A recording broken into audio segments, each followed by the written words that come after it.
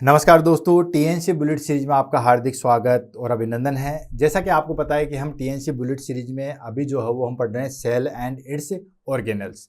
कल की क्लास में जो है वो हमने सेल और इट्स ऑर्गेनेल्स को जो है वो शुरू किया था। हमने स्टार्टिंग की थी सेल के बारे में हमने बताया था, देन उसकी हिस्ट्री के बारे में बताया था, देन उसके पार्ट्स के बारे में बताया था और उसके ऑर्गेनेल्स के बारे में जो हमने डिस्कस किया था, सिर्फ नाम। और कल की क्लास में हमने जो है वो फिर सेल के 1 बाय 1 पार्ट को जो है हमने लिया था। तो टोटल जो है वो हम इसके 4 पार्ट डिवाइड किए थे। कौन कौन सा? पहला हमने प्लाज्मा मेम्ब्रेन, जिसको हम सेल मेम्ब्रेन के नाम से जानते हैं। दूसरा हमने जो है वो साइटोप्लाज्म, देन तीसरा हमने जो है वो न्यूक्लियस और चौथा सेल ऑर्गेनेल्स। इन सब के बारे में जो है वो बताया था। ऑलरेडी हमारे पास में 3 चीज़ें हमने डिस्कस कर चुके हैं। कौन कौन सी? प्लाज्मा मेम्ब्रेन को हमने कल की क्लास में डिस्कस किया था, इसकी स्ट्रक्चर के बारे में, इसके फंक्शन के बारे में, इसकी फिजियोलॉजी के बारे में, ट्रांसपोर्टेशन के बारे में, इन सब के बारे में कंप्लीट जो है वो हमारे पास में डिस्कशन हो चुका है। और जिस तरीके से आप लोगों के मैसेज आ रहे हैं, बहुत सारे बच्चों ने टेलीग्राम पे भी बहुत अच्छे अच्छे मैसेज किए। उन्होंने कहा कि सर सेल को पहली बार हमने इतना डिटेल में जो है वो पढ़ा था, वरना हम सेल को छोड़ देते थे, ठीक है, और ज़्यादा चीज़ें नहीं आती थी। लेकिन न सिर्फ एग्जाम की दृष्टि से बल्कि इंटरेस्ट के हिसाब से और नॉलेज के हिसाब से हमें क्लास जो हो बहुत अच्छी लगी। ये सुन के मुझे बहुत अच्छा लगा, ठीक है ना, क्योंकि मैं यही सोच रहा था कि कल की क्लास काफ़ी लंबी हो गई थी, बच्चों को कैसा लगेगा। लेकिन जिस तरीके से उन्होंने जो हो मेरा टेलीग्राम भर दिया है, ठीक है, कमेंट तो बहुत कम किए लोगों ने, यूट्यूब पे कमेंट तो कम किए हैं, लेकिन टेलीग्राम पे बहुत ज़्यादा लोगों ने किए और व्हाट्सएप पर्सनल पे भी जो हो किए हैं। तो अच्छा लगता है कि आपको ये सारी चीज़ें समझ में आई थी। तो कल हमने प्लाज्मा मेम्ब्रेन या जिसको हम सेल मेम्ब्रेन है उसकी पूरी डिटेल से स्टडी की थी। देन उसके बाद साइटोप्लाज्म, ठीक है, साइटोप्लाज्म क्या होता है, साइटोसोल क्या होता है, इन सब के बारे में। और इसमें भी हमारे पास में जो है वो इनर आउटर दोनों वाला, ये सब चीज़ें जो है वो हमने डिस्कशन किया था। देन उसके बाद हमने न्यूक्लियस बहुत डिटेल से देखा था, फिर न्यूक्लियस के पार्ट देखे थे, स्ट्रक्चर देखे थे, न्यूक्लियर कोर देखा था, न्यूक्लियोलस को देखा था। इन सब चीज़ों को जो है हमने फिनिश किया था। देन उसके बाद हमने क्लास जो है वो फिनिश कर दी थी, जहां हमारे पास में 1 घंटे 10 मिनट की जो है वो क्लास हुई थी। आज हम डिस्कशन करेंगे दोस्तों सेल के ऑर्गेनेल्स के। बी पार्ट आ गया, ठीक है, ये हमारे पास में बी पार्ट आ गया, वो ए पार्ट था। आज हम करेंगे सिर्फ और सिर्फ सेल के ऑर्गेनेल्स को, ठीक है। तो यहाँ पे हमने कल जो है वो डिस्कस किया था, आज हम जो है वो यहाँ पे करेंगे हमारे पास में सेल ऑर्गेनेल्स को। अब सेल ऑर्गेनेल्स में हमारे पास में प्लाज्मा मेम्ब्रेन ऑलरेडी हो चुका है, साइटोप्लाज्म ऑलरेडी हो चुका है, न्यूक्लियस हो चुका है, न्यूक्लियोलस हो चुका है। बाकी बचे हमारे पास में जैसे ribosome, endoplasmic reticulum, Golgi apparatus, then lysosome, then peroxisome, then mitochondria, then vacuole, cytoskeletal centrioles and cilia and flagella. इनके बारे में जो है 1 बाय 1 करके जो हम यहाँ पे डिस्कशन करेंगे और आगे जो है वो बढ़ेंगे। क्लियर? और जिस तरीके से आप लोगों ने बताया कि ये सारी चीज़ें जो है वो अच्छी लगी, उस चीज़ से मुझे बहुत संतुष्टि मिली। और आगे हम बढ़ते हैं इसके ऑर्गेनेल्स में। और ऑर्गेनेल्स में हमारे पास में सबसे पहला ऑर्गेनेल्स आ जाता है हमारे पास में माइटोकॉन्ड्रिया। बाकी डिटेल वाइज पढ़ेंगे, थोड़ा सा तेज चलेंगे क्योंकि आज की क्लास भी हमारे पास में थोड़ी सी जो है वो बड़ी होने वाली है, क्योंकि सारे जो है वो पढ़ेंगे। माइटोकॉन्ड्रिया हो गया, एंडोप्लाज्मिक रेटिकुलम हो गया जिसमें स्मूथ और रफ दोनों एंडोप्लाज्मिक रेटिकुलम हो गया, राइबोसोम हो गया, लाइसोसोम हो गया, गोल्जी अपरेटस हो गया, देन उसके बाद सेंट्रोसोम हो गया, सेंट्रोमेयर्स हो गया, साइटोस्केलेटल हो गया, सीलिया एंड फ्लैजिला हो गया। सबके बारे में हम जो है वो डिटेल से पढ़ेंगे और आगे बढ़ेंगे। ये डेफिनेटली है कि क्लास बड़ी इंटरेस्टिंग होने वाली है, समझ में आपको आएगा, क्योंकि ये तो बच्चे कहते हैं कि पढ़ाने का तरीका हमारा जो है वो सबसे अच्छा है और वो सबसे अच्छा ही रहेगा। तो चलो दोस्तों, देर ना करते हुए जो है आगे बढ़ते हैं और चलते हैं। देन सबसे पहले हम ले लेते हैं दोस्तों माइटोकॉन्ड्रिया। माइटोकॉन्ड्रिया को powerhouse of the cell कहा जाता है। ये एग्जाम में बहुत बार जो है वो क्वेश्चन आया हुआ है। क्लियर है? कॉपी पेन निकाल लीजिए, शॉर्ट फॉर्म में लिखना है लिख लीजिए, बाकी चीजें तो जो मैं आपको बता ही दूंगा, ठीक है। तो माइटोकॉन्ड्रिया को जो है powerhouse of the cell कहा जाता है। अब पावर हाउस क्यों कहा जाता है? पावर हाउस जहां पे भी एनर्जी होती है, जहां पे भी जो है वो ऊर्जा बनती है, उसको हम क्या कहते हैं दोस्तों? पावर हाउस कहते हैं, ठीक है। तो चलो इंट्रोडक्शन पढ़ते हैं, देन स्ट्रक्चर पढ़ते हैं, देन उसके बाद उसके फंक्शन पढ़ेंगे। तो mitochondria is the double membrane bounded organelles, ठीक है। तो माइटोकॉन्ड्रिया जो है वो डबल स्टैंडर्ड या हम कहें डबल मेम्ब्रेन बाउंडेड ऑर्गेनेल्स होते हैं। जैसे कि ये हमारे पास में कोई माइटोकॉन्ड्रिया है तो ये डबल लेयर वाली होगी, ठीक है, इसके ऊपर जो है वो डबल लेयर प्रेजेंट होती है। ये हमारे पास में पूरी सेल होगी, ठीक है। तो ये जो है वो डबल लेयर वाला जो है वो ऑर्गेनेल्स प्रेजेंट होता है। कुछ ऑर्गेनेल्स डबल लेयर वाले होते हैं, बाकी कुछ जो है वो सिंगल भी होते हैं, ठीक है। तो mitochondria are a double membrane bounded organelles responsible for energy production. Energy production के लिए जो है वो रिस्पॉन्सिबल होता है इन यूकैरियोटिक सेल्स में। यूकैरियोटिक सेल्स में एनर्जी प्रोडक्शन का काम कौन करता है दोस्तों? माइटोकॉन्ड्रिया करता है। अब अच्छा, प्रोकैरियोटिक में कौन करता है दोस्तों? प्रोकैरियोटिक में हमारे पास में जो है मीजोसोम करता है। ध्यान रखना दोस्तों, काफी बार एग्जाम में जो है वो पूछा गया है मीजोसोम, ठीक है। सही लिख देता हूं मैं कि प्रोकैरियोटिक की अगर हम बात करें, ठीक है, यूकैरियोटिक में तो आपको पता चल गया। प्रोकैरियोटिक के अंदर क्या करता है दोस्तों, मीजोसोम करता है। अब ये मीजोसोम जो है, ठीक है, ये मीजोसोम जो है वो कहाँ से आएंगे कि ये जैसे हमारे पास में जो है वो सेल मेम्ब्रेन है, तो सेल मेम्ब्रेन अंदर वाली जो है वो ऐसे उभार बना देती है, जिसको हम क्या कहते हैं दोस्तों, मीजोसोम बोला जाता है। यानी कि जो अंदर वाली जो सेल मेम्ब्रेन है, सेल मेम्ब्रेन डबल लेयर की प्रेजेंट होती है, तो जो सेल मेम्ब्रेन की जो अंदर वाली लेयर है वो ऐसी छोटी छोटी उभार नामा संरचना बनाती है, जिसको हम मीजोसोम कहते हैं। वो रेस्पायरेशन का काम करती है किसमें, प्रोकैरियोटिक में। जबकि यूकैरियोटिक के अंदर जो है वो रेस्पायरेशन के लिए अलग चीज बनी होती है, जिसको हम क्या कहते हैं दोस्तों, माइटोकॉन्ड्रिया कहते हैं, और वहीं पे एनर्जी बनती है, इसीलिए इसको powerhouse of the cell कहा जाता है। दे जनरेट एटीपी, ये क्या करता है, एटीपी जनरेट करता है। एटीपी की फुल फॉर्म है एडिनोसिन ट्राइफॉस्फेट, एक होता है एटीपी, एक होता है एडीपी, ठीक है। एटीपी जो है वो पावरफुल होता है, एडीपी जो है वो पावरफुल नहीं होता है, एडिनोसिन डाइफॉस्फेट, इसमें कोई एनर्जी नहीं होती है, ये फिर एटीपी में बदलता है तब ये एनर्जी होती है, ठीक है। तो इस तरीके से तो ये जो हमारे पास में स्मॉलेस्ट इकाई है एनर्जी की, वो एटीपी ही होती है, ठीक है। तो ये जनरेट क्या करता है, एटीपी जनरेट करता है। They primary energy currency of the cells, जो हमारे पास में कहते हैं ना सबसे छोटी यूनिट, जैसे पैसे की सबसे छोटी यूनिट अभी प्रेजेंट टाइम में क्या है, रुपया है, 1 रुपया है, ठीक है। वो चले जाओ पैसे, दमड़ी, चमड़ी, उनमें मैं नहीं जा रहा हूं। अभी प्रेजेंट टाइम में पैसे की सबसे छोटी यूनिट क्या है, 1 रुपया है। ठीक उसी तरीके से एनर्जी की सबसे छोटी करेंसी क्या है दोस्तों, एटीपी है। एक ग्लूकोज से जो है वो 36 या 38 एटीपी का निर्माण होता है। अभी आगे आएगा, ठीक है। तो एक ग्लूकोज से इतनी एनर्जी का निर्माण होता है, इतनी एटीपी का निर्माण होता है थ्रू सेलुलर रेस्पायरेशन। रेस्पायरेशन के थ्रू जो है वो हम एटीपी का निर्माण करते हैं, जो कि माइटोकॉन्ड्रिया के अंदर होता है। Due to their energy production, ठीक है, एनर्जी प्रोडक्शन के वजह से जो है वो mitochondria is often called power of the cells. Energy production करता है माइटोकॉन्ड्रिया, इसी का कारण जो है उसको पावर हाउस कहा जाता है। अब देखो, ये हमारे पास में जो है वो सेल है, ठीक है, और ये सेल में अंदर हमने अब जो है वो ये हो गया हमारे पास में, दैट इज कॉल्ड माइटोकॉन्ड्रिया, ठीक है। ये वाले स्ट्रक्चर देख रहे हो, थोड़ा छोटा तो लिखा हो माइटोकॉन्ड्रिया, ये वाली की स्ट्रक्चर मैंने यहाँ पे बड़ी ले आया, ठीक है, यहाँ पे बड़ा कर दिया, और ये जो आप स्ट्रक्चर देख रहे हो ये है हमारे पास में माइटोकॉन्ड्रिया। तो ये शू शेप्ड होता है, जूते के समान जो है वो आकृति होती है, डबल लेयर वाला होता है। अब इसमें फटाफट जो है मोटी मोटी चीजें हम पढ़ लेते हैं, बाकी आगे जो है वो बढ़ेंगे, ठीक है। तो ये जो है वो सबसे पहले आउटर मेम्ब्रेन होती है। ये जो आप येलोइश कलर की मेम्ब्रेन देख रहे हो, इसको हम बोलते हैं दोस्तों आउटर मेम्ब्रेन, ठीक है। उसके बाद में जो है वो अंदर वाली, ये जो घुमावदार अंदर अंदर धसी हुई है, इसको बोलते हैं इनर मेम्ब्रेन, अंदर वाली होती है।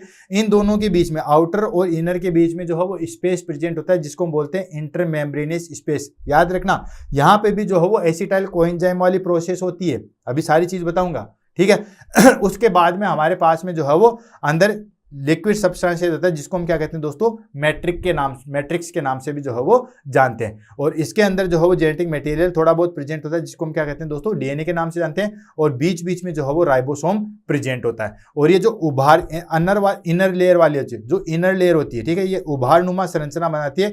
इस उभारनुमा संरचना को जो है वो क्रिस्टी कहा जाता है। ध्यान रखना दोस्तों, काफी बार एग्जाम में पूछा गया है कि जो माइटोकॉन्ड्रिया की जो इनर वाली लेयर होती है वो उभारनुमा संरचना बनाती है, उसको क्या कहता है, तो उसको क्रिस्टी कहा जाता है। क्लियर, समझ में आ गया। माइटोकॉन्ड्रिया हो जूते से की आकार की होती है, 2 लेयर प्रेजेंट होती है, 2 लेयर का बना होता है, आउटर लेयर और इनर लेयर। इनर लेयर जो है वो उभारनुमा संरचना बनाती है, जिसको हम क्रिस्टी कहते हैं। उसके अंदर जो है वो डीएनए और राइबोसोम जो है वो प्रेजेंट होते हैं। आउटर लेयर और इनर लेयर के बीच में जो है वो स्पेस प्रेजेंट होता है, जिसको हम क्या बोलते हैं दोस्तों, इंटरमेम्ब्रेनियस स्पेस होता है। क्लियर, चलो आगे बढ़ते हैं।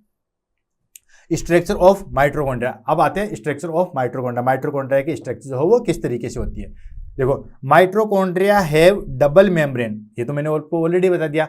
माइटोकॉन्ड्रिया जो है वो एक डबल मेम्ब्रेन जो है वो ऑर्गेनेल्स होता है, एंड ए यूनिक स्ट्रक्चर, और इसकी स्ट्रक्चर जो है वो यूनिक होती है। अलाउ एफिशिएंट एटीपी प्रोडक्शन, ठीक है, इसकी स्पेसिफिक यूनिट जो है वो स्ट्रक्चर होती है, और ये एटीपी प्रोडक्शन करता है। और इसके जो है वो मेन कंपार्टमेंट कौन कौन से होते हैं, इसके मेन कंपार्टमेंट वही चीज, आउटर मेम्ब्रेन होगी, इनर मेम्ब्रेन होगी, इंटरमीडिएट सब्सटेंस होगा, मैट्रिक्स होगा, और हमारे पास में अंदर जो है वो क्रिस्टी प्रेजेंट होगी। यही देखो आउटर मेम्ब्रेन ऑलरेडी मैंने डिस्कस कर लिया। देखो कोई चीज अगर समझ जाओगे ना तो फिर बाकी चीजें पढ़ना बहुत आसान हो जाती है। आउटर मेम्ब्रेन कौन सी होगी, ये वाली जो बाहर लेयर है वो आउटर मेम्ब्रेन होगी।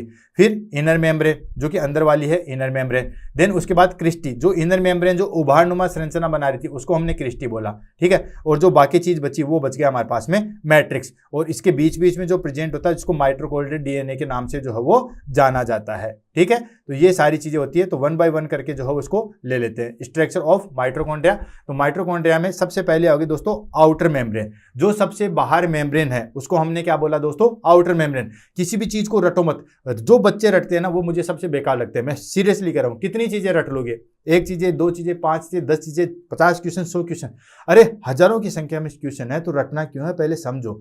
आउटर मेम्ब्रेन सबसे बाहर वाली होती है। स्ट्रक्चर की बात करें तो it is smooth and permeable to small molecule, ये स्मूथ होती है और प्रीमेबल होती है स्मॉल मॉलिक्यूल से। स्मॉल मॉलिक्यूल के लिए जो है वो प्रीमेबल होती है, जो छोटे मॉलिक्यूल्स होते हैं उनके लिए जो है वो प्रीमेबल होते हैं, यानी कि वो अंदर बाहर जा सकते हैं। फंक्शन क्या होता है दोस्तों, protect the mitochondrion and content protein channel pores for material exchange. ये माइटोकॉन्ड्रिया को जो है वो प्रोवाइड करती है, प्रोटेक्शन प्रोवाइड करती है, साथ के साथ जो प्रोटीन चैनल्स होते हैं, ठीक है, उसमें मटेरियल के एक्सचेंज में हेल्प करती है।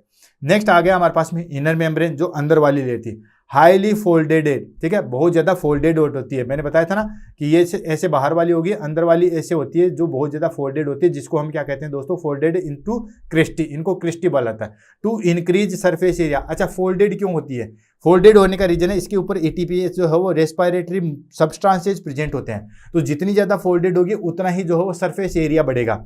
ये मान के चलिए ये कोई लाइन है, ठीक है, तो ये मान लीजिए 5 सेंटीमीटर की लाइन है, लेकिन एक दूसरा में ये रिबन मान लीजिए, मान लो, ठीक है, या धागा मान लीजिए, ये कोई धागा है जो इतना 5 मीटर का है। अगर मैं इसको यूं फोल्डेड करूं तो यहाँ पे 5 मीटर नहीं बल्कि ये जो है वो 10 मीटर 20 मीटर तक भी जो है वो हो सकता है इसमें हमारे पास में सरफेस, क्योंकि इसके ऊपर जो है वो हमारे पास में रेस्पिरेटरी चैनल प्रेजेंट होते हैं, ठीक है, ईटीएस जो चैनल प्रेजेंट होंगे, जिसकी वजह से ज्यादा सरफेस एरिया जो है वो कवर करने को मिलेगा। ये हो गया inner membrane.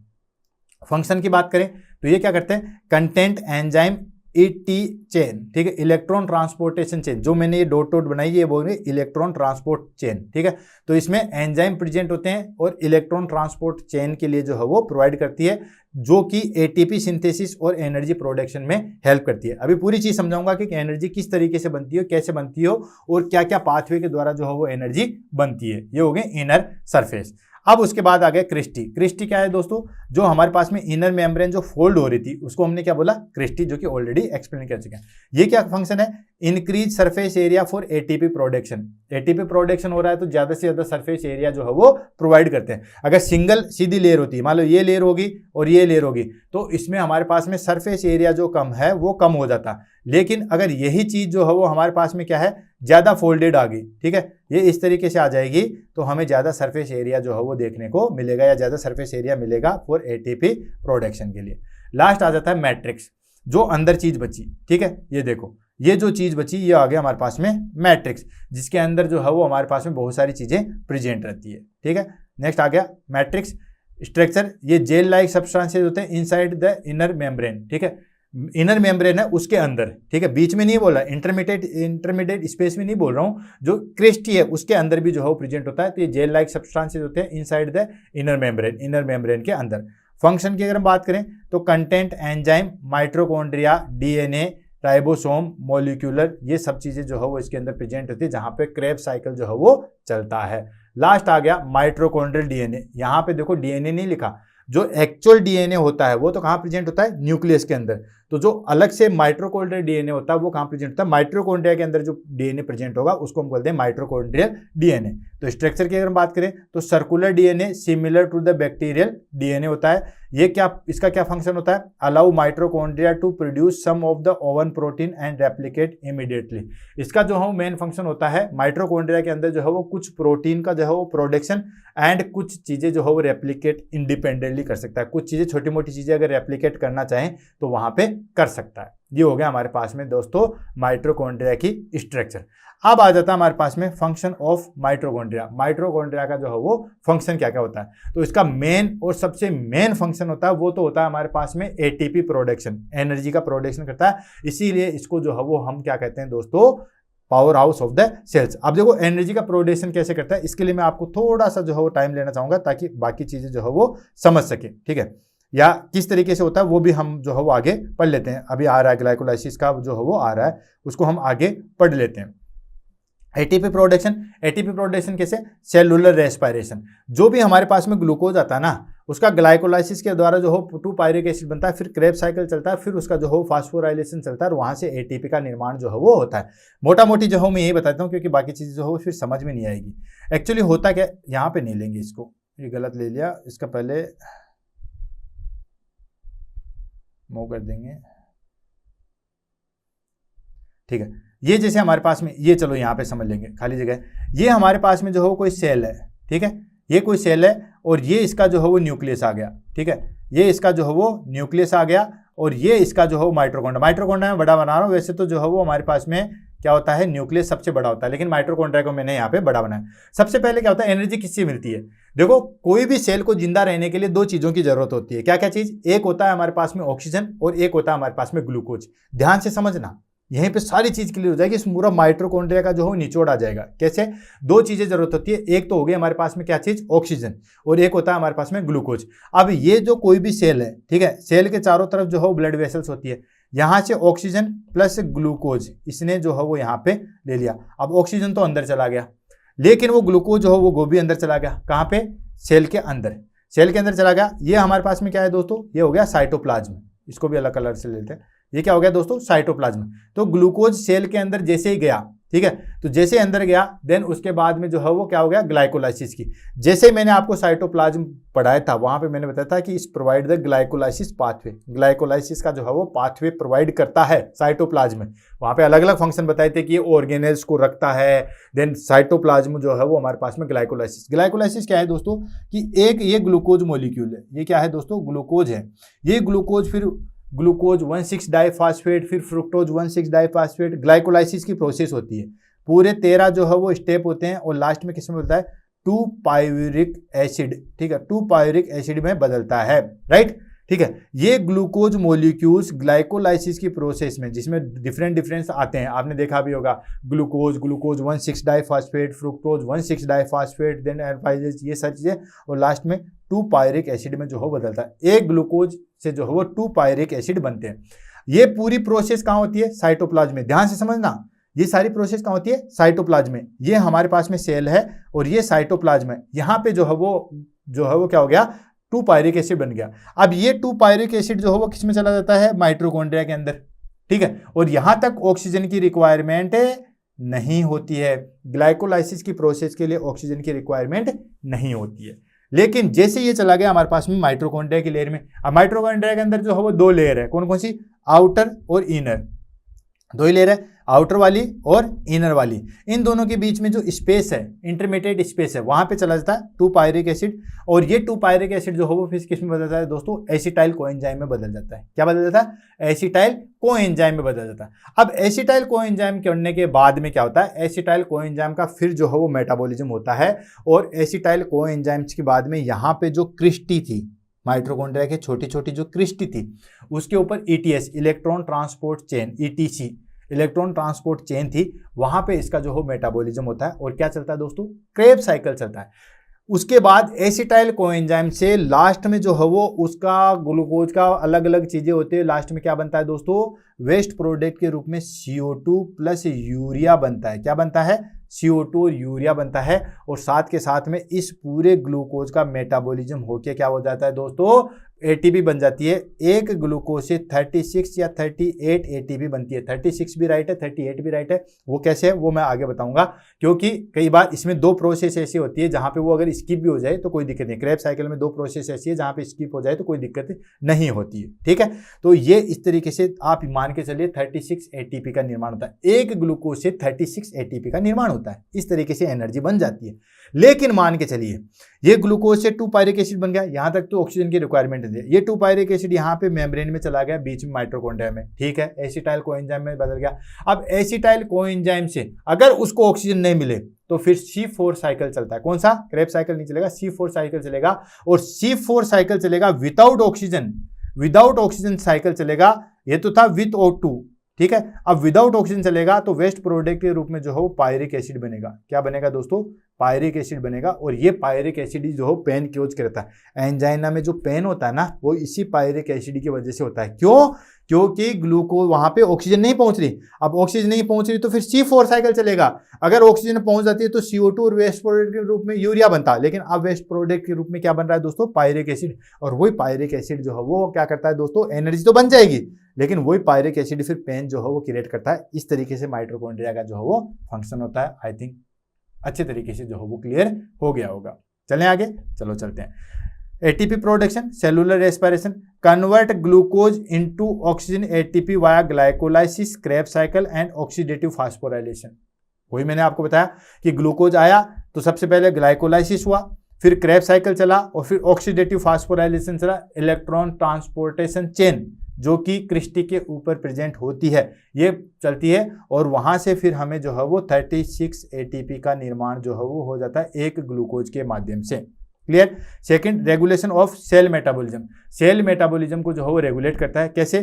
Control metabolic pathway like fatty acid oxidation and amino acid metabolism का कंट्रोल भी कौन करता है? माइटोकॉन्ड्रिया करता है। Next, calcium storage. ये क्या करता है माइटोकॉन्ड्रिया? कैल्शियम का जो है वो स्टोरेज करता है एंड मेंटेन सेगनिंग मसल्स कॉन्ट्रैक्शन जो है वो करवाता है। नेक्स्ट क्या करता है दोस्तों? अपोटोसिस। अपोटोसिस क्या होता है दोस्तों? Programmed cell death. जैसे कोई सेल जो है वो बेकार हो चुकी है या अब डैमेज हो चुकी है तो उसके बाद प्रोग्राम्ड होती है कि हाँ अब ये सेल किसी काम की नहीं है, इसको डिस्ट्रक्ट किया जा सकता है, तो वो भी माइटोकॉन्ड्रिया कंट्रोल करता है। ठीक है? लगता है कि अब ये घोड़ा दौड़ नहीं सकता, अब ये किसी काम का नहीं है, तो उसको फिर जो है वो खत्म कर दिया जाता है। तो रिलीज साइटोक्रोमिक, ठीक है, साइटोक्रोमिक जो है वो हमारे पास में एंजाइम रिलीज किया जाता है जिसकी वजह से जो है वो सेल खुद खत्म हो जाती है। Next, heat production. ऑफकोर्स आपको पता है जहां पे फैट सेल होगी, जहां पे एटीपी का निर्माण होगा वहां पे जो है वो हीट का प्रोडक्शन होगा ही होगा, थर्मोजेनेसिस होगा ही होगा।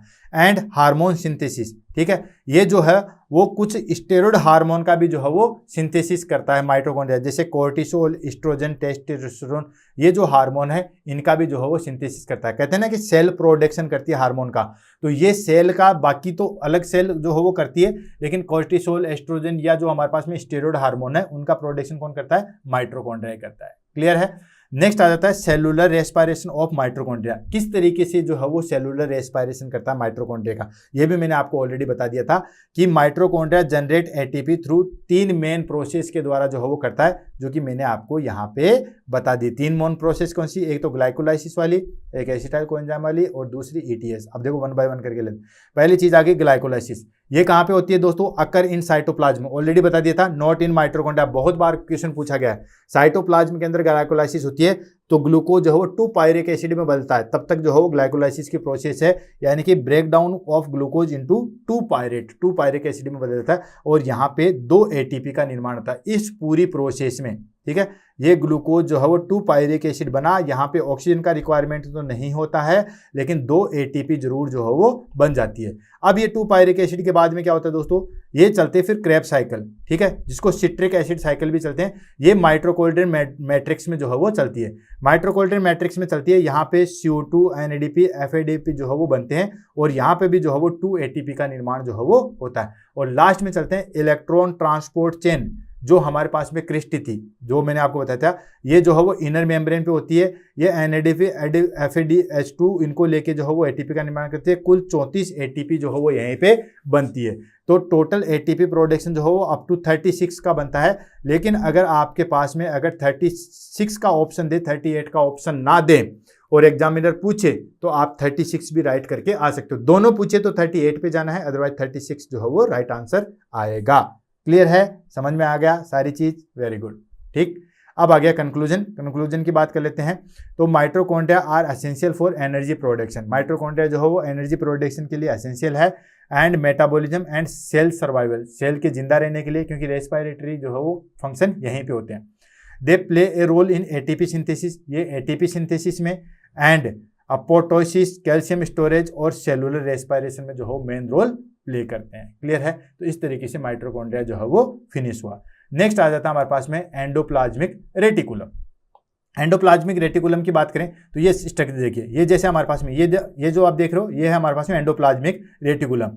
अब ये 2 तरीके की होती है। कुछ एंडोप्लाज्मिक के ऊपर जो है वो हमारे पास में क्या होता है दोस्तों?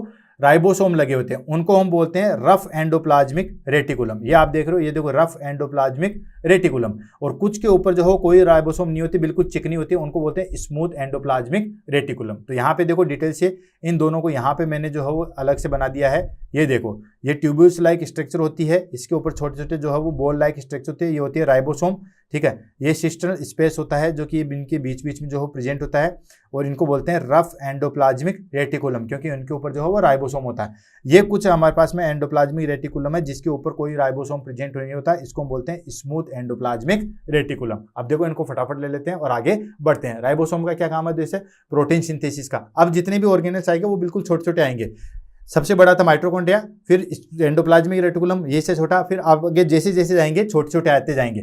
जैसे माइटोकॉन्ड्रिया में हमें जो है वो 20-22 मिनट लगी थी, अभी एंडोप्लाज्मिक रेटिकुलम में हमें सिर्फ जो है वो 10 से 15 मिनट लगेगी, फिर बाकी में 5-5 मिनट लगेगी, किसी में तो 2 मिनट में भी काम हो जाएगा। ठीक है, तो चलो आगे चलते हैं, बढ़ते हैं आगे। एंडोप्लाज्मिक रेटिकुलम, इसको जो है वो हम स्केलेटल ऑफ द सेल भी बोला जाता है, ये भी ध्यान रखना, काफी बार एग्जाम में पूछा गया था, शायद मैंने इसको नहीं लिखा। Skeletal of the cell, skeletal of the cell, cell का स्केलेटल का किसको कहा जाता है? ठीक है, जैसे बॉडी का स्केलेटल हमारे पास में स्केलेटल सिस्टम है, तो सेल का स्केलेटल जो है वो किसको कहा जाता है? एंडोप्लाज्मिक रेटिकुलम को कहा जाता है। तो endoplasmic reticulum is the network of membranes present in the cytoplasm of eukaryotic cells. They play a crucial role in synthesis, folding, modification and transport of protein and lipids. ठीक है, endoplasmic reticulum जो है वो हमारे पास में eukaryotic cells में जो है वो एक मेन रोल प्ले करती है। ये हमारे पास में जो है वो synthesis, protein synthesis, folding, modification, transportation of protein and lipid जो है वो करती है। Endoplasmic reticulum connected in the nuclear membrane, और ये जो है वो न्यूक्लियर मेम्ब्रेन, ध्यान रखना दोस्तों, जो न्यूक्लियस है उससे जुड़ी हुई होती है। ऐसा नहीं है कि बाकी कहीं पे भी साइटोप्लाज्म में फैली हुई रहती है, ये जो हमारे पास में न्यूक्लियस है उससे जस्ट जो है वो जुड़ी होती है। तो endoplasmic reticulum is conducted in the nuclear membrane and extend through out the cytoplasm, और बाहर साइटोप्लाज्म में जो है वो फैली हुई होती है। Interacting with the other organelles like Golgi apparatus and ribosome. ठीक है, न्यूक्लियर मेम्ब्रेन से जुड़ी होती है, उसके साथ तो अटैच रहती है, लेकिन बाकी जो ऑर्गेनेल्स होते हैं जैसे गोल्जी अपरेटस, राइबोसोम, इनसे भी जो है वो कनेक्टेड रहती है। देन उसके बाद type of endoplasmic reticulum. Endoplasmic reticulum जो है वो 2 तरीके से डिवाइड किया गया था, रफ एंडोप्लाज्मिक रेटिकुलम और स्मूथ एंडोप्लाज्मिक रेटिकुलम। अब नाम से पता चला, रफ एंडोप्लाज्मिक रेटिकुलम किसको कहा गया? जिसके ऊपर राइबोसोम प्रेजेंट है उसको रफ एंडोप्लाज्मिक रेटिकुलम बोला गया, और जिसके ऊपर कोई भी राइबोसोम प्रेजेंट नहीं है उसको जो है वो स्मूथ एंडोप्लाज्मिक रेटिकुलम बोला गया। देखो, stud with ribosome it's on surface giving a rough appearance. इसके ऊपर राइबोसोम प्रेजेंट होते हैं जो कि रफ अपीयरेंस जो है वो प्रोवाइड करते हैं। जैसे छोटे छोटे कोई दाने प्रोवाइड होंगे तो वो रफ सरफेस ही होगी। ठीक है, जैसे रोड है उसके ऊपर ब्रेकर बना दिया, छोटी छोटी बॉल नुमा संरचना बना दिया तो रफ ही होगी। ठीक, तो इसके ऊपर राइबोसोम प्रेजेंट होते हैं जिससे ये रफ सरफेस होती है, इसलिए इसको रफ एंडोप्लाज्मिक रेटिकुलम कहा जाता है। फंक्शन की बात करें कि रफ एंडोप्लाज्मिक का क्या फंक्शन है, तो दोस्तों राइबोसोम का क्या फंक्शन होता है? ये हमारे पास में प्रोटीन सिंथेसिस करवाता है। तो ये protein synthesis, protein folding and modification, protein transportation and membrane production जो है वो करवाता है। स्मूथ एंडोप्लाज्मिक रेटिकुलम क्या होगा? जिसके ऊपर कोई राइबोसोम नहीं होगा, और ये बेसिकली जो है वो डिटॉक्सिफिकेशन का काम करती है। 2 ही चीजें याद रखो बेसिकली, रफ एंडोप्लाज्मिक रेटिकुलम का प्रोटीन सिंथेसिस, मॉडिफिकेशन का काम होता है, जबकि स्मूथ एंडोप्लाज्मिक रेटिकुलम का जो है वो हमारे पास में ड्रग सिंथेसिस या ड्रग डिटॉक्सिफिकेशन का जो है वो काम होता है। लोकेशन की बात करें तो अब एब्डोड into the cell involve protein production such as pancreatic tissue. सबसे ज्यादा जो है वो एंडोप्लाज्मिक रेटिकुलम कौन सी सेल्स में प्रेजेंट होती है? जहां पे हमें सबसे ज्यादा जो है वो प्रोटीन की जरूरत होती है, जैसे पेनक्रियाटिक सेल्स में जो है वो सबसे ज्यादा रफ एंडोप्लाज्मिक रेटिकुलम प्रेजेंट होती है, या फिर जो प्लाज्मा सेल्स होती है जहां पे एंटीबॉडीज बनाने की जरूरत होती है, वहां पे सबसे ज्यादा endoplasmic reticulum, rough endoplasmic reticulum जो है वो प्रेजेंट होती है। क्लियर, समझ में आ गई? जितने भी हमारे पास में सेल्स है, जैसे सेल्स यहाँ पे भी है, यहाँ पे भी है, यहाँ पे भी, सब जगह सेल्स है, सब में जो है वो एंडोप्लाज्मिक रेटिकुलम है।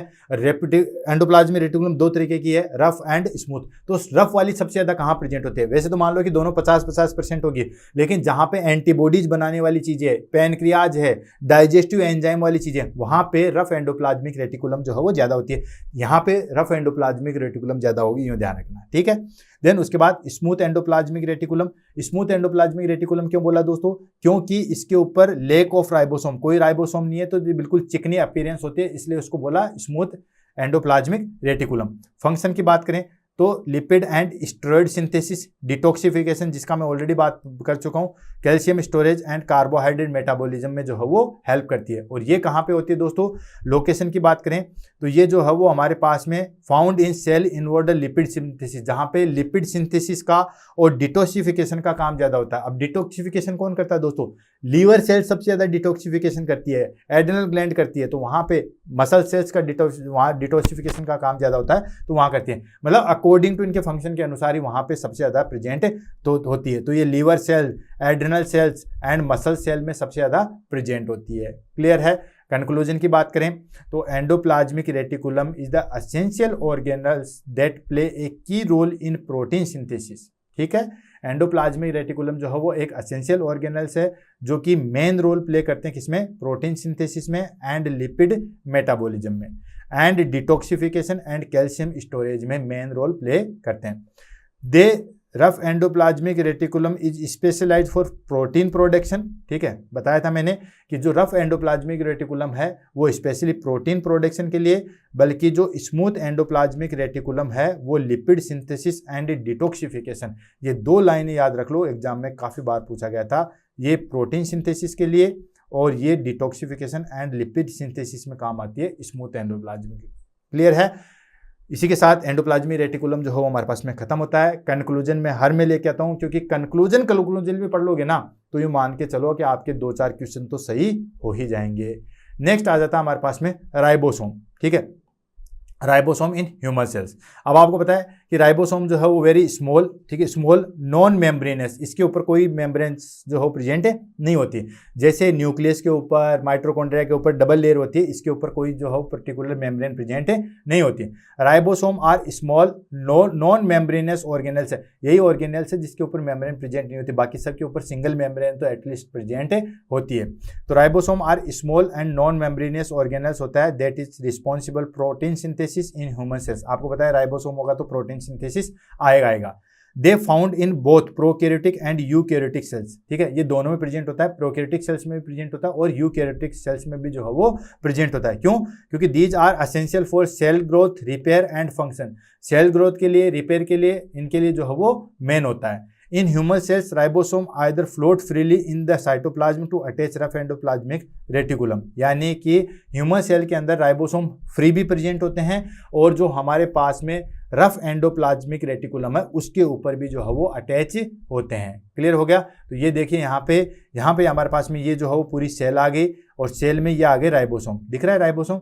इस राइबोसोम को मैंने अलग से यहाँ पे लिया है। तो इस तरीके की देखो, एक लार्ज सब यूनिट होती है, एक स्मॉल सब यूनिट होती है और उसके आधार पे पूरा राइबोसोम बनता है। ये देखो, ये लार्ज सब यूनिट है, ये स्मॉल सब यूनिट है और ये दोनों अलग अलग होती है। एग्जाम में काफ़ी बार पूछा जाता है। तो दोस्तों प्रोकैरियोटिक के अंदर अगर हम बात करें, ठीक है, प्रोकैरियोटिक के अंदर बात करें तो इसके अंदर हमारे पास में जो लार्ज यूनिट होती है वो 50S की होती है और स्मॉल यूनिट जो है वो हमारे पास में 30S की होती है और दोनों मिलके जो है वो कितना बनाती है? 70S बनाती है। आप इनको जोड़िए मत, 80S नहीं होगा। जिस तरीके से टेलीफोन के अंदर रखते हैं तो वो एक दूसरे के अंदर चीज़ धस नहीं जाती है, ठीक उस तरीके से काम करता है। तो ये दोनों यूनिट, जैसे टेलीफोन ये रिसीवर है, पहले वाला टेलीफोन देखा होगा, वो एक दूसरे, अगर दोनों का क्षेत्रफल देखोगे तो अलग अलग आएगा, लेकिन दोनों को अगर एक कर दोगे फिर आप इसका जो है वो क्षेत्रफल एरिया काउंट करोगे तो कम हो जाएगा। तो प्रोकैरियोटिक सेल्स में ये 50S का होता है और जो स्मॉल यूनिट है वो 30S की होती है। टोटल जो है वो 70S बनाते हैं, वैसे 80 हुआ। वैसे यूकैरियोटिक के अंदर, ठीक है, यूकैरियोटिक के अंदर जो है वो हमारे पास में क्या होता है दोस्तों? लार्ज यूनिट जो है वो हमारे पास में 60S की होती है और स्मॉल यूनिट जो है वो 40S की होती है। ये एग्जाम में काफ़ी बार पूछा गया इसलिए मैं बता रहा हूँ। और दोनों मिलके जो है वो कितना? 80S का राइबोसोम बनाती है। कुल मिला के कहें कि जो यूकैरियोटिक सेल्स थी उसमें 80S का राइबोसोम प्रेजेंट होता है और जो प्रोकैरियोटिक सेल्स थी उसमें 70S का राइबोसोम प्रेजेंट होता है। क्लियर है? दोनों की यूनिटी में मैंने बता दी थी। इसमें 70S में लार्ज यूनिट 50 की है, स्मॉल यूनिट 30 की है, जबकि 80S में लार्ज यूनिट 60 की है और स्मॉल यूनिट 40S की है। क्लियर? नेक्स्ट चलते हैं। Structure of ribosome. राइबोसोम की जो है हम स्ट्रक्चर ले लेते हैं। तो ribosome are composed of ribosomal RNA। ठीक है, इसके अंदर जो है वो RNA जो है प्रेजेंट होता है एंड प्रोटीन प्रेजेंट होते हैं। और इसकी जो है वो 2 सब यूनिट होती है। कौन सी? Large subunit and small subunit. अब यहाँ पे मैं सिर्फ यूकैरियोटिक्स की ले रहा हूँ। यूकैरियोटिक में क्योंकि हम मेन ह्यूमन सेल्स ही तो पढ़ रहे हैं, ठीक है, वो तो मैंने नॉलेज के लिए बता दिया था। तो ह्यूमन सेल्स में लार्ज सब यूनिट कितनी थी? 60S की। Catalyse the formation of peptide bond. ये जो है वो पेप्टाइड बॉन्ड होते हैं, प्रोटीन का जो पेप्टाइड बॉन्ड होते हैं उसको जो है वो कैटालाइज करते हैं, खत्म करते हैं। और जो स्मॉल सब यूनिट थी वो 40S की थी। ये क्या करते हैं? Read the messenger RNA। mRNA जो RNA होता है, मैसेंजर जो RNA होता है उसको रीड करता है, क्या मैसेज लेके आया था। RNA 3 टाइप का होता था। एक राइबोसोमल RNA था, राइबोसोमल RNA था, एक मैसेंजर RNA था, और एक जो है वो हमारे पास में ट्रांसपोर्टेशन RNA था। तो जो मैसेंजर RNA था वो क्या मैसेज लिया था उसको जो है वो रीड करती है स्मॉल यूनिट। जिस तरीके से आपने देखा होगा कि मशीन जीरोक्स करती है, ठीक है, स्कैन करती है, तो जो mRNA है इसके नीचे से जाता है तो ये स्मॉल सब यूनिट जो है उसको रीड करती है, ऊपर वाला जो है प्रोटीन सिंथेसिस करवाता है। टुगेदर ये दोनों आपस में मिलके 60S और 40S आपस में मिलके जो है वो 80S का राइबोसोम बनाते हैं। किसमें? यूकैरियोटिक के अंदर। और ये शेवबर्ग यूनिट, जो S हम लिखते हैं ना 80S, तो S जो है वो हमारे पास में शेवबर्ग यूनिट थी, जिससे इसका सेगमेंटेशन रेट जो है वो काउंट किया जाता था। तो 80S का है वो 80 शेवबर्ग यूनिट है। क्लियर है? देन उसके बाद आता है हमारे पास में type of ribosome in human sales. Human cells के अंदर जो है वो राइबोसोम कितने टाइप के होते हैं? तो बेसिकली 2 टाइप के होते हैं। एक फ्री राइबोसोम जो फ्रीली घूमते रहते हैं, और एक रफ एंडोप्लाज्मिक राइबोसोम जो कि रफ एंडोप्लाज्मिक रेटिकुलम पे प्रेजेंट होते हैं। तो पहला आ गया फ्री राइबोसोम। फ्री राइबोसोम जो है वो कहाँ लोकेटेड होते हैं? Suspended in the cytoplasm. Cytoplasm में जो है वो बिखरे हुए रहते हैं। इनका क्या फंक्शन होता है? फंक्शन तो वही आएगा, synthesis protein use inside the cells. Inside cell के अंदर जो भी प्रोटीन है उसका सिंथेसिस करना है। एग्जाम्पल की बात करें जैसे प्रोटीन फॉर माइटोकॉन्ड्रिया, न्यूक्लियस, प्रोक्सिसोम, इन सब के लिए जो है वो प्रोटीन सिंथेसिस करता है। सेकंड आ गया बाउंडेड राइबोसोम, जो कहाँ प्रेजेंट होते हैं? बाउंड होते हैं। और वो कहाँ बाउंड होते हैं दोस्तों? ये बाउंड होते हैं थ्रू रफ एंडोप्लाज्मिक रेटिकुलम पे। रफ एंडोप्लाज्मिक रेटिकुलम पे अटैच होते हैं, उसको बाउंडेड राइबोसोम कहा जाता है। फ्री राइबोसोम तो फ्रीली होते हैं और साइटोप्लाज्म के अंदर जो भी प्रोटीन होती है उसका जो है वो सिंथेसिस करते हैं। और ये क्या करते हैं दोस्तों? रफ एंडोप्लाज्मिक रेटिकुलम पे अटैच होते हैं, जिसको जो है वो बाउंडेड राइबोसोम कहा जाता है। इनका क्या फंक्शन है दोस्तों? इनका फंक्शन है produce protein secretions for the organelles. Example lysosomal enzyme, hormones, membrane protein.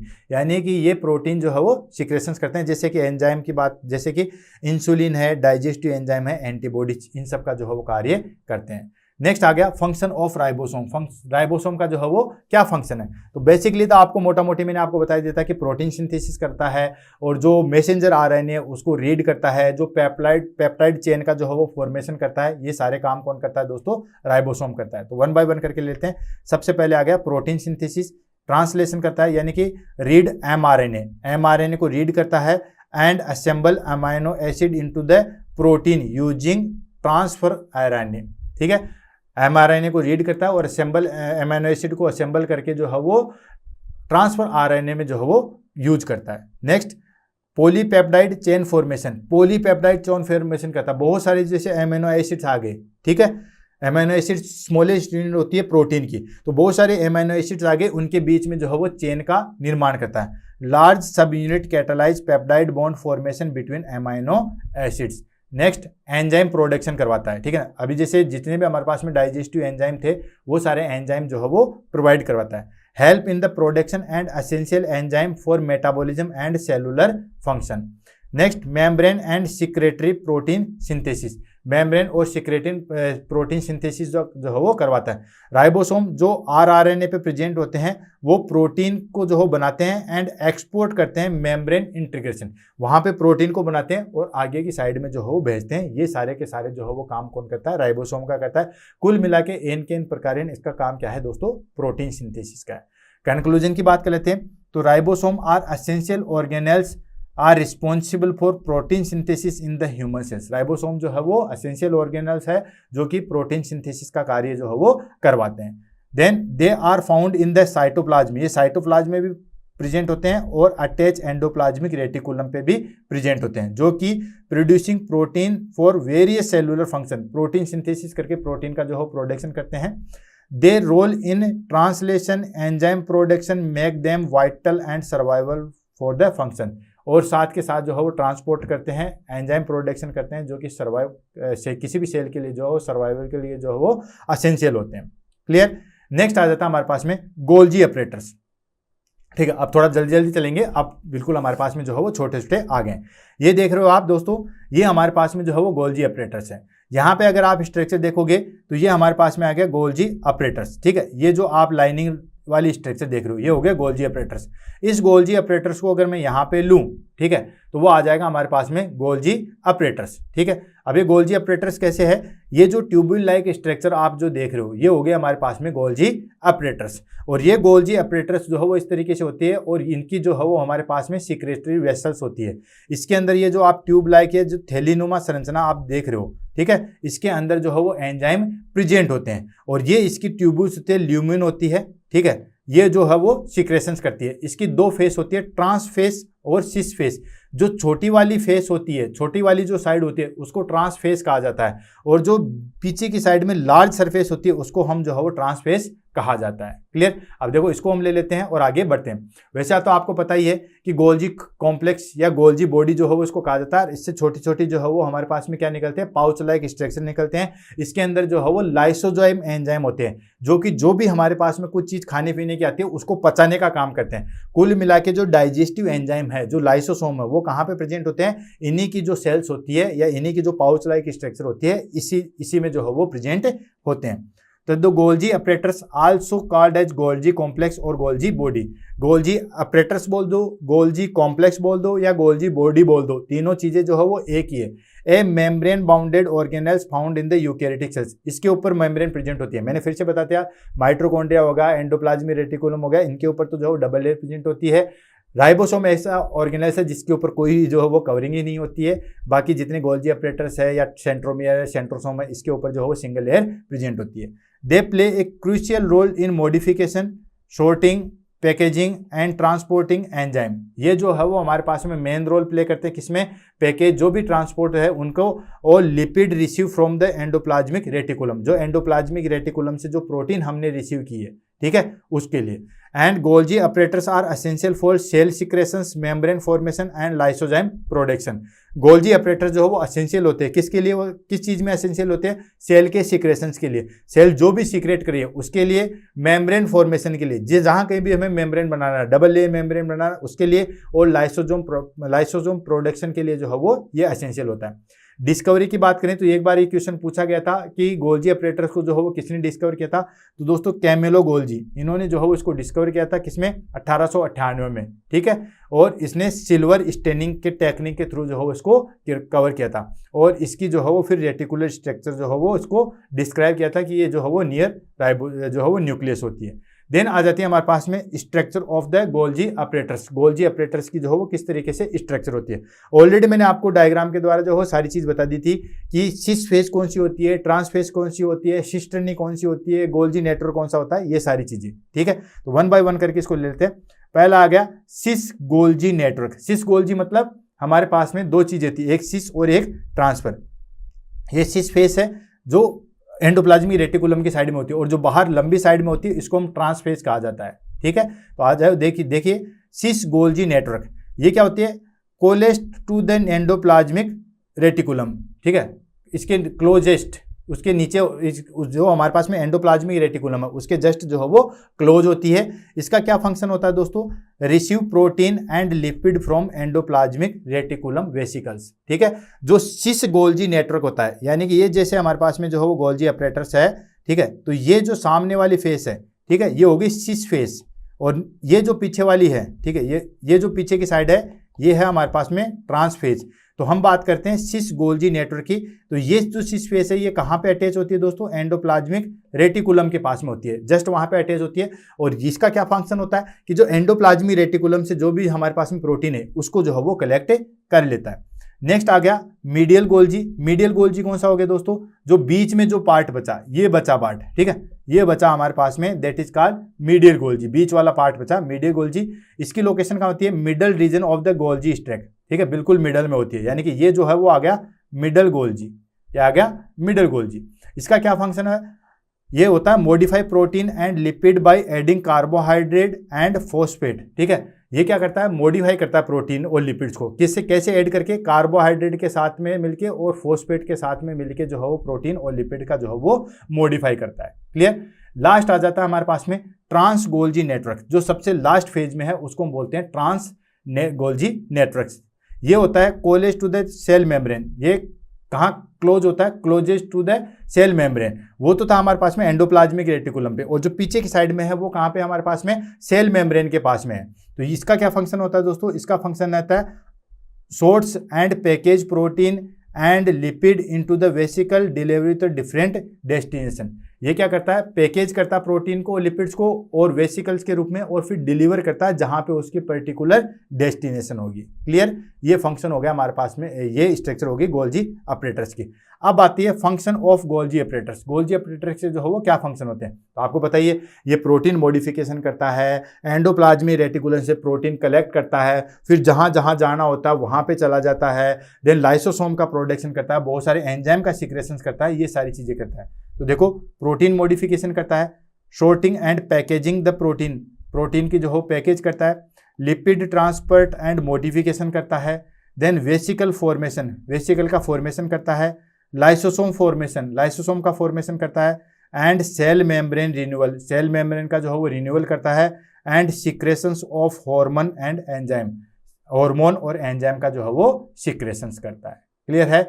Next आ गए हमारे पास में लाइसोसोम। लाइसोसोम जो है वो एक मेम्ब्रेन बंडल ऑर्गेनेल्स होते हैं, जिसके अंदर पर्टिकुलर जो है वो क्या होता है दोस्तों, लाइसोजाइम एंजाइम होता है, जो कि डाइजेशन में या किसी भी चीज़ के जो है वो ब्रेकडाउन में सबसे ज़्यादा हेल्प करता है। जो भी वेस्ट प्रोडक्ट होते हैं, कोई मटेरियल हो गया या कोई थ्रेड हो गया या कोई फॉरेन पार्टिकल्स हो गया, वहाँ पे जो है वो उसको डैमेज करते हैं, किल करते हैं, और उसके बाद उसको जो है वो एनर्जी प्रोडक्शन करते हैं। तो ये हो गया हमारे पास में लाइसोसोम।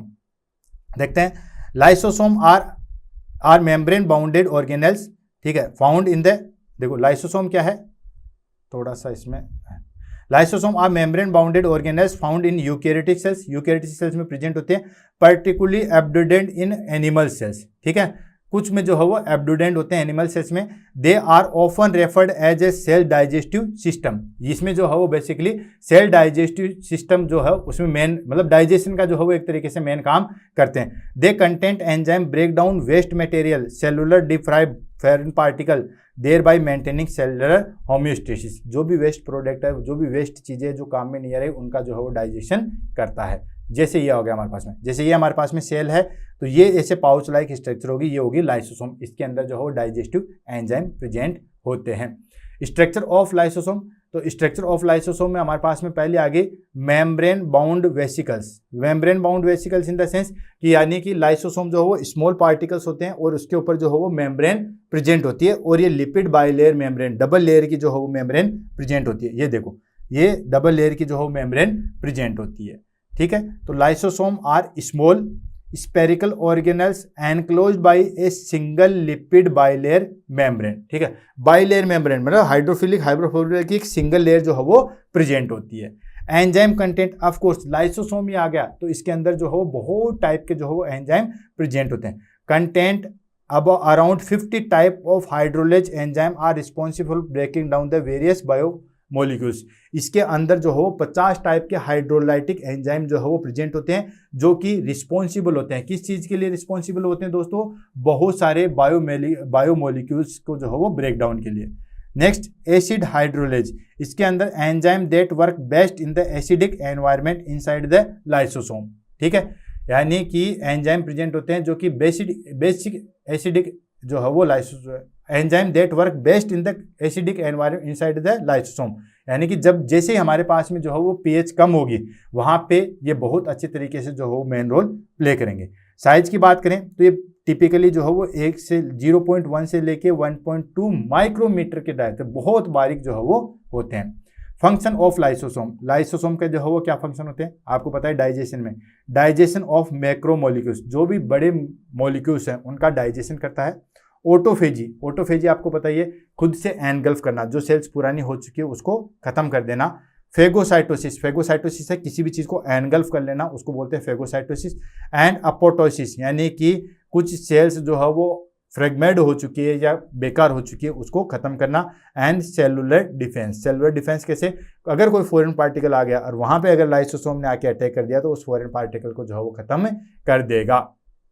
नेक्स्ट आता है लाइसोसोम एंजाइम। कौन कौन से जो है बेसिकली इसके अंदर जो है वो एंजाइम प्रेजेंट होते हैं। वैसे तो 50 प्रकार के जो है वो लाइसोसोम के अंदर एंजाइम प्रेजेंट होते हैं, लेकिन मेन कौन कौन से होते हैं उसको हम ले लेते हैं। सबसे पहले आ गया प्रोटीएज। प्रोटीएज एंजाइम क्या करता है दोस्तों, प्रोटीन का ब्रेक डाउन करके किस में बदलता है, एमिनो एसिड्स में बदलता है। नेक्स्ट आ गया लाइपेज। लाइपेज क्या करता है दोस्तों, लिपिड को जो हो फैटी एसिड में बदलता है, ठीक है। एंड न्यूक्लियस, न्यूक्लियस क्या करता है दोस्तों, जो न्यूक्लिक एसिड है उसको न्यूक्लियोटाइड में बदलता है। देन ग्लाइकोसाइडेज, ग्लाइकोसाइड कार्बोहाइड्रेट को किस में बदलता है दोस्तों, शुगर में बदलता है। और लास्ट आ गया फोस्फेटेज। फोस्फेटेज क्या होता है दोस्तों, फोस्फेट ग्रुप को जो है वो किस में बदलता है, छोटे छोटे मॉलिक्यूल्स में बदलता है। ये लाइसोसोम का जो है वो कार्य होता है। नेक्स्ट आ जाता है हमारे पास में, that is called conclusion. Conclusion की अगर हम बात करें तो lysosome are essential cellular organelles that are responsible for maintaining cellular health by breaking down of waste material, recycling old cell compartment and defending against infection। यही है, lysosome जो है एसेंशियल होता है हर सेल्स के लिए, जो है वो एसेंशियल ऑर्गेनेल्स है। क्यों ऑर्गेनेल्स है, क्योंकि ये बेसिकली जो है वो ब्रेक डाउन करता है किसका, वेस्ट प्रोडक्ट का करता है। सेलुलर में जो भी चीज़ें पुरानी हो चुकी है उनका ब्रेक डाउन करता है, एंड जो भी इन्फेक्शन है उन सबसे जो है वो डिफेंड करता है। Clear. Their function are crucial for homeostasis. Dysfunction can lead to survive disease including lysosomal storage disease and neurodegenerative disease। ठीक है, ये जो है वो हमारे पास में होमियोस्टेसिस में या जो भी कुछ डिजीज होते हैं उसमें जो है वो हमारे पास में मेन रोल जो है वो, जैसे न्यूरोजेनरेटिव डिसऑर्डर है उसमें जो है वो वर्क करते हैं। ठीक है। देन उसके बाद आता है नेक्स्ट प्रोक्सिसोम। ठीक है, प्रोक्सिसोम जो है वो हमारे पास में काफ़ी स्मॉल मेम्ब्रेनस बाउंडेड ऑर्गेनेल्स है। जैसे ये हमारे पास में सेल है, इसके बीच में जो है वो ये हो गया प्रोक्सिसोम, जो कि यूकैरियोटिक सेल्स में जो है वो प्रेजेंट होता है। और ये जो है वो हमारे पास में मेटाबॉलिक प्रोसेस में जो है वो हेल्प करता है, और जो ऑक्सीडेटिव रिएक्शन, डिटॉक्सिफिकेशन या लिपिड मेटाबॉलिज्म है उसमें जो है वो हेल्प करता है। समझ में आ गया, सिंपल डेफिनेशन में बता रहा हूँ। प्रोक्सिसोम जो है वो स्मॉल और मेम्ब्रेनस ऑर्गेनेल्स होता है, बाकी सब मेम्ब्रेनस ऑर्गेनेल्स होता है राइबोसोम को छोड़ के। ठीक है, जो कि बेसिकली मेटाबॉलिक प्रोसेस और ऑक्सीडेटिव रिएक्शन एंड डिटॉक्सिफिकेशन और लिपिड मेटाबॉलिज्म में जो है वो हेल्प करता है। स्ट्रक्चर ऑफ प्रोक्सिसोम, प्रोक्सिसोम की जो है वो स्ट्रक्चर किस तरीके से होती है, एक इसके ऊपर जो है वो मेम्ब्रेन प्रेजेंट होती है। ठीक है, सिंगल बाई लिपिड मेम्ब्रेन जो है वो प्रेजेंट होती है, जिसके अंदर कंटेंट जो है वो प्रेजेंट होता है। नेक्स्ट एंजाइम कंटेंट, इसके अंदर जो हो बहुत सारे एंजाइम जो है वो प्रेजेंट होते हैं, जो कि ऑक्सीडेशन में और ब्रेक डाउन में जो है वो हेल्प करते हैं। साइज की अगर हम बात करें तो साइज जो है वो इसकी 0.1 से लेके 1 माइक्रोमीटर डायमीटर की जो है वो होती है। फंक्शन की बात करें तो फंक्शन ऑलरेडी हो चुका है हमारे पास में, इंट्रोडक्शन में मैंने फंक्शन बता दिया था कि ये क्या करता है दोस्तों, डिटॉक्सिफिकेशन करता है प्रोक्सिसोम, लिपिड मेटाबॉलिज्म करवाता है, बायोसिंथेसिस ऑफ मॉलिक्यूल्स, मॉलिक्यूल्स का जो हो बायोसिंथेसिस करवाता है, and reactive oxygen species regulation. ठीक है, and metabolism of nitrogenous compounds, जो नाइट्रोजनियस कंपाउंड है जैसे अमोनिया वगैरह है उनका जो है वो मेटाबॉलिज्म करता है। नेक्स्ट आ गया हमारे पास में दोस्तों, दैट इज कॉल्ड प्रोक्सिसोम एंजाइम या प्रोक्सिसोमल एंजाइम। ठीक है, प्रोक्सिसोम में जो है वो कौन कौन से एंजाइम आते हैं, सॉरी ये जो है वो इसके अंदर कौन कौन से एंजाइम आते हैं, जैसे लाइसोसोम में एंजाइम थे, अब आते हैं हमारे पास में प्रोक्सिसोमल एंजाइम कौन कौन से होते हैं। पहला कैटालेज होता है, जो कि वाटर एंड ऑक्सीजन को जो है वो ब्रेक डाउन करता है, यानी कि हाइड्रोजन प्रोक्साइड को जो है ब्रेक डाउन करके वाटर और ऑक्सीजन में बदल देता है, कैटालेज होता है। नेक्स्ट ऑक्सीडेज एंजाइम होता है, जो कि हमारे पास में क्या करता है दोस्तों, इलेक्ट्रॉन जो सब्सटेंस इलेक्ट्रॉन का जो है वो ट्रांसपोर्ट करता है, कहाँ से, oxygen production hydrogen peroxide in the process. Next acetyl coenzyme oxidase, आपने देखा होगा कि जो वहाँ पे एसिटाइल कोएंजाइम बना था उसको जो है वो ऑक्सीडेज करता है। एंड डी एमाइनो ऑक्सीडेज होता है, जो कि डी एमिनो एसिड का जो है वो ब्रेक डाउन करता है। एंड प्रोक्सिसोबल बाइफंक्शनल एंजाइम होता है, जो कि रिस्पॉन्सिबल होता है transport enzyme into the peroxisome, peroxisome enzyme के ट्रांसपोर्ट को जो है वो रिस्पॉन्सिबल होता है। कंक्लूजन की अगर हम बात करें तो peroxisome are essential organelles and responsible for wide variety of function related to detoxification, lipid metabolism, oxidative reaction and reactive oxygen में जो है वो मेन रोल प्ले करता है। क्लियर है।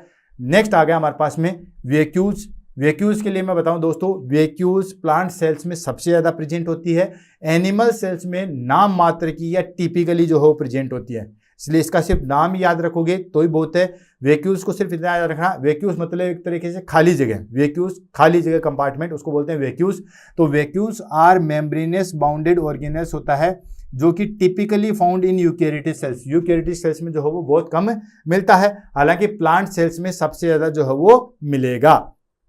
इसका मेन रोल क्या है, they play important role in various cellular process जैसे storage, waste management and maintenance of cellular homeostasis, ठीक है, इन सब में जो हो मेन रोल प्ले करता है। कोई भी चीज़ का स्टोरेज हो या वेस्ट मैनेजमेंट हो या सेलुलर होम्योस्टेसिस हो, उसमें हमारे पास में वैक्यूल्स जो हो मेन रोल प्ले करता है। स्ट्रक्चर की बात करें वैक्यूल्स की, तो स्ट्रक्चर की बात में सीधा सीधा से ऊपर एक मेम्ब्रेन होती है, यानी कि एक तरीके से खाली थैलीनुमा संरचना होता है, ठीक उस तरीके से, ठीक है। तो एक मेम्ब्रेन प्रेजेंट होती है। Vacuoles in human cells are surrounded by single lipid bilayer membrane called is vacuolar membrane, एक मेम्ब्रेन प्रेजेंट होती है। कंटेंट की बात करें तो इसके अंदर जो हो ज्यादा, जैसे लाइसोसोम प्रोक्सिसोम के अंदर जो हो वो एंजाइम था, इसके अंदर ऐसा कुछ नहीं था। इसके अंदर जो वैक्यूल सब्सटेंस है, इसके अंदर वाटर, आयन और वेस्ट प्रोडक्ट या प्रोटीन जो है वो प्रेजेंट होती है, इसके अंदर जो है वो एक तरीके से खाली जगह प्रेजेंट होती है। साइज की अगर हम बात करें तो वैक्यूल्स की साइज जो है हमारे पास में 0.1 से लेके 1 माइक्रोमीटर डायमीटर तक होती है, जैसे प्रोक्सिसोम की साइज थी उतनी ही साइज यहाँ पे होती है। देन फंक्शन ऑफ वैक्यूल्स, ठीक है, वैक्यूल्स के जो है क्या क्या फंक्शन होते हैं, तो फंक्शन ऑलरेडी हो चुका है कि स्टोरेज का काम करता है, जो वेस्ट प्रोडक्ट है उनको कंटेंट को लेके जाता है, डाइजेशन में हेल्प करता है, डिस्पोजल डिटॉक्सिफिकेशन में हेल्प करता है। तो देखो storage of nutrient and energy उसमें हेल्प करता है, वेस्ट डिस्पोजल एंड डिटॉक्सिफिकेशन करवाता है, देन ऑस्मो रेगुलेशन करवाता है, डाइजेशन करवाता है, सेलुलर प्रोटेक्शन करवाता है एंड इंट्रा सेलुलर ट्रांसपोर्ट जो है वो करवाता है। कंक्लूजन की अगर हम बात करें तो ह्यूमन सेल्स में जो है वो वैक्यूल्स जो है वो मेन रोल प्ले करते हैं, ये स्मॉलर होते हैं देन प्लांट सेल्स के कंपैरिजन में, जो कि मैंने बताया था कि प्लांट सेल्स में जो है वो ज़्यादा होते हैं। इनका बेसिकली फंक्शन जो है वो क्या होता है, इंक्लूडिंग स्टोरेज, वेस्ट डिस्पोजल, ठीक है, osmo regulation and intra cellular transportation का इसका जो है मेन रोल होता है। नेक्स्ट आ जाता है दोस्तों साइटोस्केलेटल, ठीक है, साइटोस्केलेटल क्या नाम हो गया, साइटोस्केलेटल हो गया, साइटो मतलब एक तरीके से जूता, ठीक है, तो जो चीज साइटो मतलब एक्चुअल ने छोड़ के, सूडो स्केलेटल तो बिल्कुल झूठा हो गया, साइटो स्केलेटल हो गया, मतलब कि स्केलेटल के जैसे जो है वो चीज होती है उसको बोलते हैं साइटो स्केलेटल, ठीक है। तो ये बाकी चीजें जैसे एंडोप्लाज्मिक रेटिकुलम हो गया, न्यूक्लियस हो गया, साइटोप्लाज्म हो गया, माइटोकॉन्ड्रिया हो गया, लाइसोसोम हो गया, गोल्जी apparatus हो गया, राइबोसोम हो गया, ये जो आप चीज देखो that is called cytoskeletal. ये जो थ्रेड लाइक स्ट्रक्चर देख रहे हो मतलब पूरा स्केलेटल तो नहीं है, लेकिन स्केलेटल जैसी चीजें जो प्रेजेंट होती है, जो इसको फ्रेमवर्क को मेंटेन करती है, इसको हम बोलते हैं cytoskeletal. Clear, the cytoskeletal is the dynamic interactive network, ठीक है, cytoskeletal is the dynamic interactive network of protein fragments and tubules found in the cytoplasm of the eukaryotic sales, यानी कि यूकैरियोटिक सेल्स के अंदर जो है वो प्रोटीन फ्रेगमेंट्स के और छोटी छोटी जो है वो ट्यूब्यूल्स फाइंड आउट होती है, जिसको हम क्या कहते हैं दोस्तों, साइटोप्लाज्म होते हैं। और इनका जो है which help to maintain cell shape, और ये क्या करती है दोस्तों, सेल को एक शेप में मेंटेन करती है एंड प्रोवाइड मैकेनिकल सपोर्ट, और उसको जो हो मैकेनिकल सपोर्ट प्रोवाइड करवाती है, facilitated intracellular transportation and enabled cell movement, ठीक है। ये बेसिकली सीधे शब्दों में कहें या देसी भाषा में बात करें तो साइटोस्केलेटल जो है वो प्रोटीन के छोटे छोटे थ्रेड या ट्यूब्यूल्स होती है जो कि साइटोप्लाज्म में प्रेजेंट होती है, और ये सेल को जो है वो एक फ्रेमवर्क प्रोवाइड करवाती है। जैसे हम आरसीसी डालते हैं तो छोटे छोटे सरिये नहीं डालते हैं ताकि उसकी मजबूती सही तरीके से रहे, ठीक उसी तरीके से ये जो है हमारे पास में साइटोस्केलेटल का जो है वो फंक्शन है। कंपोनेंट ऑफ साइक्लोस्केलेटल में क्या क्या कंपोनेंट होते हैं, माइक्रो फिलामेंट्स होते हैं, इंटरमीडिएट फिलामेंट्स होते हैं, माइक्रो ट्यूब्यूल्स होती हैं, ये तीनों मिलके जो है वो क्या कहलाते हैं दोस्तों, साइटोस्केलेटल कहलाते हैं। नाम याद रख लो बस बहुत है, ठीक है ना, एग्जाम में पूछा जा सकता है कि साइटोस्केलेटल के अंदर क्या क्या चीजें आती है, तो माइक्रो फिलामेंट आते हैं, इंटरमीडिएट फिलामेंट होते हैं और माइक्रो ट्यूब्यूल्स जो है वो आती है। फंक्शन ऑफ साइटोस्केलेटल का जो है वो क्या फंक्शन होता है, तो ऑलरेडी मैंने बता दिया था, structure support of the cell shape, ठीक है, स्ट्रक्चर सपोर्ट प्रोवाइड करती है, इंट्रा सेलुलर ट्रांसपोर्ट प्रोवाइड करती है, cell moment and locomotion provide करवाती है, मैकेनिकल स्ट्रेंथ प्रोवाइड करवाती है, सेल डिवीजन में हेल्प करती है, सिग्नल ट्रांसड्यूशन में हेल्प करती है, एंड ऑर्गेनेल्स पोजीशनिंग एंड एनकोरेजिंग, जो ऑर्गेनेल्स जहां है उसकी सही पोजीशन में जो है वो हेल्प करती है। नेक्स्ट आ गया कंक्लूजन। तो the cytoskeletal is the crucial compartment of the eukaryotic cells contributing to cell shape, mechanical support, intracellular transport, moment and cell division में हेल्प करती है। एंड लास्ट एंड फाइनल आ गया, that is called cilia and flagella. ठीक है, sales के ऊपर जो है वो छोटे छोटे हेयर लाइक स्ट्रक्चर प्रेजेंट होते हैं, उसको हम सीलिया या फ्लैजिला कहते हैं, जो कि मोमेंट, अटैचमेंट, इन सब में जो है वो हेल्प करते हैं। ये बेसिकली जो है वो इनकी स्ट्रक्चर के आधार पे इनको अलग अलग डिवाइड किया गया था। तो जो सीलिया क्या होता है, फ्लैजिला क्या होता है, उसको हम फटाफट जो है वो बता देते हैं। Cilia and flagella are hair like structure. जैसे मान लीजिए मैं दो बता, ये हमारे पास में सेल है, ठीक है, तो बिल्कुल हेयर लाइक स्ट्रक्चर इस तरीके से जो छोटी छोटी स्ट्रक्चर होगी, ठीक है, रोम लाइक स्ट्रक्चर, उनको बोलेंगे सीलिया। फ्लैजिला जो है वो लंबा होता है इस तरीके से, ठीक है, ये हो गया, ठीक है, ये हो गया फ्लैजिला। फ्लैजिला जो है वो कम संख्या में होता है, या तो एक साइड में हो सकता है, एक साइड में एक हो सकता है, या एक साइड में बहुत सारे हो सकते हैं। ये ऑलरेडी मैंने माइक्रोबायोलॉजी के अंदर बहुत अच्छे तरीके से जो है वो बता था। मोनोट्राइकस, एम्फीट्राइकस, पेरीट्राइकस कहाँ कहाँ पे जो है वो होते हैं, ये सारी चीजें मैंने यहाँ पे बताई दी थी। ठीक है, तो cilia and flagella are hair like structure है that extend from the surface of many eukaryotic cells, जो कि सेल की सरफेस पे प्रेजेंट होते हैं। They are primarily involve in the cell movement. ये प्राइमरीली जो है किस में इन्वॉल्व होते हैं, सेल मूवमेंट में इन्वॉल्व होते हैं, बट आल्सो, ठीक है, बट आल्सो सर्व कुछ रोल जो हो प्ले करते हैं, जैसे कि सेंस ऑफ एनवायरनमेंट, ठीक है, एनवायरनमेंट का जो हो सेंस प्रोवाइड करवाते हैं। Both cilia and flagella are similarly structure but different in length, number and function. ठीक है, सीलिया और फ्लैजिला जो है वो स्ट्रक्चरली तो सेम होते हैं, लेकिन नंबर्स के आधार पे, इनके आधार पे ये जो है वो अलग अलग होते हैं। जैसे ये हो गया हमारे पास में सीलिया, ये बिल्कुल छोटे छोटे रोम लाइक स्ट्रक्चर होते हैं, चारों तरफ प्रेजेंट होते हैं। ठीक है, cilia are cylindrical probits that are projected from the much larger cell body, जबकि फ्लैजिला जो है वो लंबे होते हैं और एक साइड में होते हैं। जरूरी नहीं एक साइड में हो, ठीक है, अलग इधर भी हो सकते हैं, या इधर बहुत सारे हो सकते हैं, या पूरी बॉडी पे होते हैं, लेकिन ये जो है वो लंबे होते हैं। ठीक है, तो ये सारी चीजें जो है वो दोनों में डिफरेंशिएट आ गया। फंक्शन ऑफ सीलिया एंड फ्लैजिला, क्या फंक्शन है, सेलुलर लोकोमोशन है, सेल को जो है वो आगे पीछे में, देन फ्लूइड मूवमेंट, ठीक है, फ्लूइड को एक जगह से दूसरी जगह के लिए सेंसरी फंक्शन प्रोवाइड करवाते हैं, एंड डेवलपमेंट रोल जो है वो प्ले करते हैं। कंक्लूजन की अगर हम बात करें तो cilia or flagella are crucial in various cellular compartment physiologically process including locomotion, fluid movement and sensory function. ये सारी चीजें जो है वो करते हैं। ये काम आ गया हमारे पास में सीलिया एंड फ्लैजिला का। क्लियर है दोस्तों? तो इसी के साथ आज ये क्लास जो है वो हमारे पास में फिनिश होती है। तो आज हमने क्या क्या डिस्कस किया, पहली क्लास को हमने जो है वो डिस्कस किया था दोस्तों हमारे पास में सेल को। तो सेल में हमने जो है वो सारी चीज़ की स्ट्रक्चर, डेवलपमेंट, हिस्ट्री, ये सारी चीज़ देखी थी। उसमें हमने प्लाज्मा मेम्ब्रेन या सेल मेम्ब्रेन, देन उसके बाद साइटोप्लाज्म, देन उसके बाद न्यूक्लियस और न्यूक्लियर मेम्ब्रेन, इन सबको जो है वो डिस्कस किया था। आज की क्लास के अंदर जो है वो हमने क्या क्या डिस्कस किया दोस्तों, आज हमने सेल ऑर्गेनेल्स लिया। सबसे पहले हमने माइटोकॉन्ड्रिया देखा, माइटोकॉन्ड्रिया किस तरीके की स्ट्रक्चर होती है, क्या फंक्शन होता है, इनर लेयर क्या होती है, आउटर लेयर क्या होती है, किस तरीके से एनर्जी प्रोडक्शन करता है, ये सारी चीज़ें देखी। सेकंड हमने एंडोप्लाज्मिक रेटिकुलम देखा, जिसमें हमने smooth endoplasmic reticulum and rough endoplasmic reticulum देखा, दोनों का डिफरेंशिएट देखा। रफ वाली क्या होती है, स्मूथ वाली क्या होती है, कहाँ पे अटैच होती है, क्या क्या इनका फंक्शन होता है। देन उसके बाद में हमने जो है वो गोल्जी अपरेटस देखा, गोल्जी अपरेटस की पूरी स्ट्रक्चर देखी थी, किस तरीके से सिस फेज होती है, किस तरीके से ट्रांस फेज होती है, क्या क्या इसके फंक्शन होते हैं, किस तरीके से इसकी स्ट्रक्चर होती है। देन उसके बाद हमने राइबोसोम देखा, राइबोसोम दोनों तरीके के देखा, 70S का देखा, 80S का देखा, क्या क्या फंक्शन होते हैं, कौन कौन सी सब यूनिट होती है, वो सारा हमने जो है वो डिस्कशन किया था। देन उसके बाद प्रोक्सिसोम को देखा, प्रोक्सिसोम में किस तरीके से कौन कौन से एंजाइम होते हैं, किस तरीके से ये सारी चीज़ें होती है, वो सारी चीज़ें देखी। देन उसके बाद में हमने जो है वो लाइसोसोम देखा, लाइसोसोम किस तरीके से कंटेनर होता है, कितनी साइज होती है, कौन कौन से उसमें एंजाइम होते हैं, किस तरीके से वो फंक्शन होता है, वो सारी चीज़ें देखी। देन उसके बाद हमने सेंट्रोसोम देखा, सेंट्रोसोम किस तरीके का होता है, किस तरीके से क्या फंक्शन होता है, वो सारी चीज़ देखी, क्या रोल इसका होता है।